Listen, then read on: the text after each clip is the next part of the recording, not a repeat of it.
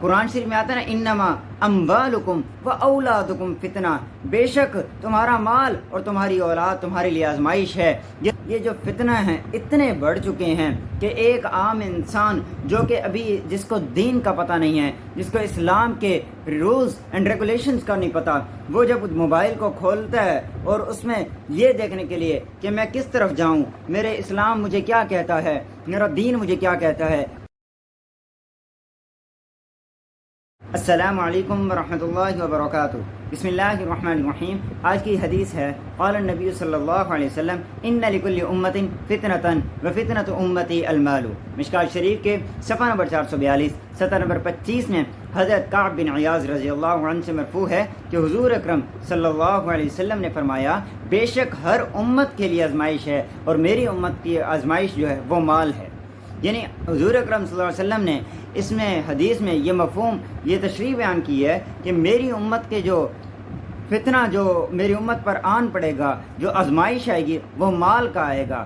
اس میں ایک اور آزمائش بھی بتائی گئی ہے، وہ اولاد کی بھی ہے کہ قرآن شریف میں آتا ہے نا انما اموالکم و اولادکم فتنہ، بے شک تمہارا مال اور تمہاری اولاد تمہارے لیے آزمائش ہے۔ یہ تمہیں غافل کر دے گی، گناہوں کی طرف لے جائے گی، یہ تمہیں ثواب نہیں کرنے دے گی، یہ تمہیں ہر ٹائم ہپنوٹائز کرے گی کہ آپ لوگ دین کی طرف نہ جائیں۔ آپ کے پاس پیسہ ہے، آپ اس کو سینما پر خرچ کریں، آپ اس کو ٹی ویوں پر خرچ کریں، آپ اس کو انٹرنیٹ پر خرچ کریں، سوشل میڈیا پر خرچ کریں اور اس پر غلط چیزیں سرچ کر کے خود کو غلط راستے میں ڈالیں۔ آج کل تو یہ جو فتنہ ہیں اتنے بڑھ چکے ہیں کہ ایک عام انسان جو کہ ابھی جس کو دین کا پتہ نہیں ہے، جس کو اسلام کے رولز اینڈ ریگولیشنز کا نہیں پتہ، وہ جب موبائل کو کھولتا ہے اور اس میں یہ دیکھنے کے لیے کہ میں کس طرف جاؤں، میرے اسلام مجھے کیا کہتا ہے، میرا دین مجھے کیا کہتا ہے، تو مختلف ایسے لوگ، ایسے ناپید لوگ بھی بیٹھے ہوئے ہیں جن کو علم کا پتہ نہیں ہے، دین کا پتہ نہیں ہے، حدیث کا پتہ نہیں ہے، قرآن کا پتہ نہیں ہے، قرآن کے مفہوم کا پتہ نہیں ہے، جن کو فقہ کا پتہ نہیں ہے، جن کو یہ تمام علوم کا تھوڑی سی بھی بھنک نہیں ہے۔ اگر تھوڑی بہت بھنک ہے تو وہ غلط ملت حدیثیں بیان کر کے چلے جاتے ہیں، جس کی وجہ سے وہ شخص جس نے نئے آنے والے شخص نے اس نے سرچ کیا اور ڈھونڈا کہ بھی میں اسلام کی طرف کیسے جاؤں، تو وہ بعد میں اپنی نماز کو بھی غلط کر بیٹھتا ہے، وہ اپنے مسائل کو بھی غلط کر بیٹھتا ہے، بعد میں پھر وہ ایک اختلافات کی جنگ میں آ جاتا ہے۔ ہم سب پہلے دیکھیں کہ ہمارے اختلافات کا اختلافات ہمیشہ دوسری طرف سے ہوتے ہیں کہ دو لوگوں کے درمیان میں اختلافات ہوں، ضروری یہ اختلاف جو ہے یہ خوبصورتی ہے زندگی، لیکن اختلاف کے بعد نفرتیں نہ پھیلائیں۔ اختلاف رکھنا، دیکھیں ہر کس ان کے اپنے دلیلیں، ہماری اپنی دلائل ہیں، دلائل کی بنیاد پر اگر آپ اپنے اسلام دین کو بچانا چاہتے ہیں تو دلائل کی بنیاد پر رکھیں تاکہ آپ کو اسلام دین کی سمجھ بھی آئے اور آپ اس پر عمل بھی صحیح طرح سے کریں۔ خیر، میری بات آگے بڑھ کے چلی گئی ہے۔ انما اموالکم واولادکم فتنہ، ایک اور جگہ قرآن شریف یا ایھا الذین آمنوا لا تلہکم اموالکم ولا اولادکم عن ذکر اللہ، کہ اے ایمان والو غافل نہ ہو تم، کیونکہ تمہارے مال اور اولاد، لا تلہکم اموالکم ولا اولاد، غافل نہ کر دے تمہیں تمہارا مال اور اولاد، کیونکہ یہ چیزیں غافل کرنے والی ہیں۔ جب اولاد کا نام آتا ہے نا تو انسان غافل ہو جاتا ہے اللہ تعالیٰ سے۔ وہ کیسے؟ کیونکہ اللہ تعالیٰ نے اولاد کی محبت اتنی زیادہ رکھی ہے تو کبھی کبھی وہ اپنی اولاد کو اجازت دیتا ہے، جیسے آج کل لڑکیاں پردہ نہیں کرتی، ماں باپ کہتے ہیں چلو کوئی نہیں، ابھی بچے ہیں، انہی بچوں کو تو تربیت سکھانی ہے، بڑوں کو کون سکھاتا ہے، بڑوں کو کون بتلاتا ہے، بڑوں کو کون مارتا پیٹتا ہے، کون اس کو ٹوکتا ہے؟ ہمیشہ بچوں سے تربیت شروع ہوتی ہے۔ جب بچوں کو ہم نہیں سکھائیں گے تو بڑوں کو کیا سکھائیں گے؟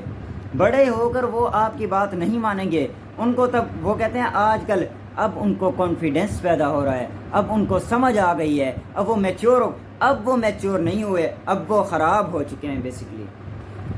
جب ان کو بتایا ہی نہیں گیا صحیح اور غلط کا مطلب، پھر جب وہ بڑے ہوتے ہیں تو وہ ان کے اندر میچورٹی غلط راستے کی، نیگیٹو وے کی چل چکی ہوتی ہے، اب پھر کچھ نہیں ہو سکتا۔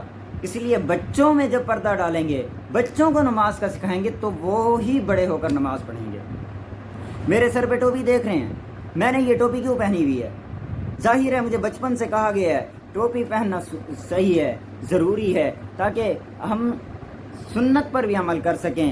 اسی طرح ہماری پہچان ہے، یہ مشابہت ہے ہماری، یہ حضور اکرم صلی اللہ علیہ وسلم جیسا لباس سنت ہم اپنا رہے ہیں، تو یہ ضروری ہے، یہ ہمیں بچپن سے بتایا گیا ہے، نماز کا بچپن سے بتایا۔ آج کل ہمیں بتاتے تو ہم کبھی بھی عمل نہ کرتے۔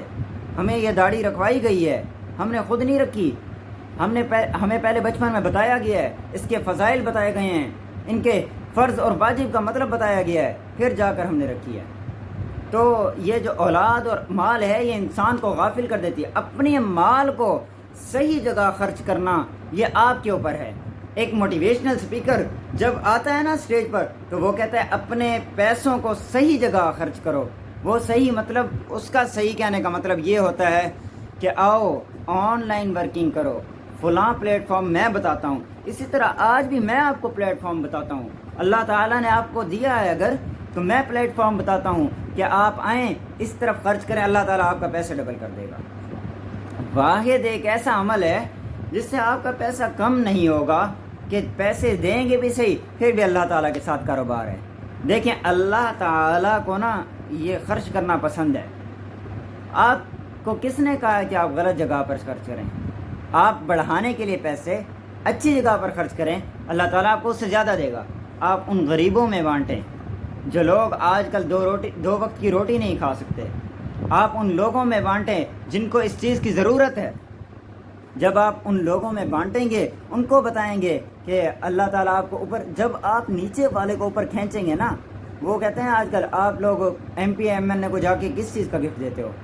ان میں اپنی اونچا کرنے کے لیے اپنی عزت کوئی فائدہ نہیں ہے۔